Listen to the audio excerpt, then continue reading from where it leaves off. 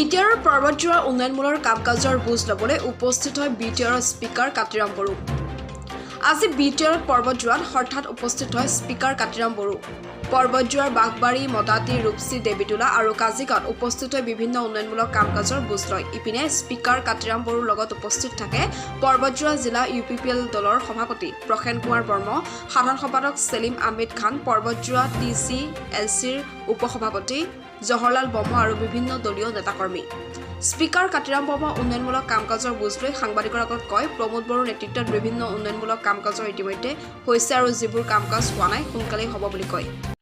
বিটিআৰৰ 1 number BTR বিধানসভা বা BTR যি সমষ্টি ইয়াত আহিছোঁ, পৰ্বতজোৱাত আহিছোঁ, সঁচাকৈ বিটিআৰ গঠন হোৱাৰ পিছত এই পৰ্বতজোৱা অঞ্চলটো উন্নয়নৰ দিশে কেনেকুৱা আগবাঢ়ি আছে এইটো মই ইয়াত আজি বুজ ল'বলৈ মই আহিছোঁ।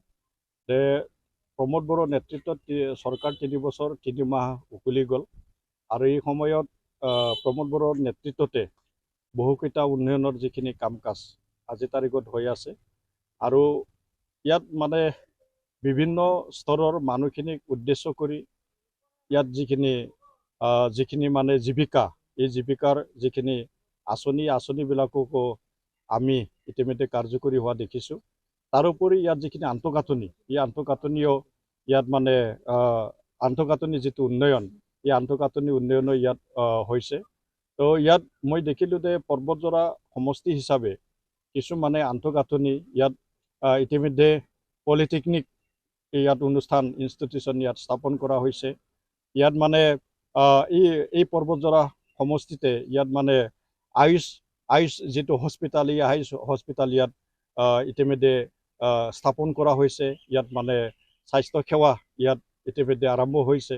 তো ইয়াত দেখিছোঁ যে যি ৰাস্তা পদূলিৰ যিখিনি উন্নয়ন, এই উন্নয়নখিনি বৰ্তমান গৈ আছে আৰু নিশ্চয় আমি দেখিছোঁ যে ইতিমধ্যে এই বিটিআৰ চৰকাৰৰ প্ৰমোদ বড়োৰ নেতৃত্বত নিশ্চয় ইয়াত 2 বছৰ বাকী আছে আৰু এই 2 বছৰ বাকীত নিশ্চয় পৰ্বতজোৱা বাকীয়ে ইয়াত যিখিনি সমস্যা আছে এই সমস্যাসমূহ সমাধান কৰাৰ যি এটা পথ, এই পথটো সশস্ত্ৰ হ'ব।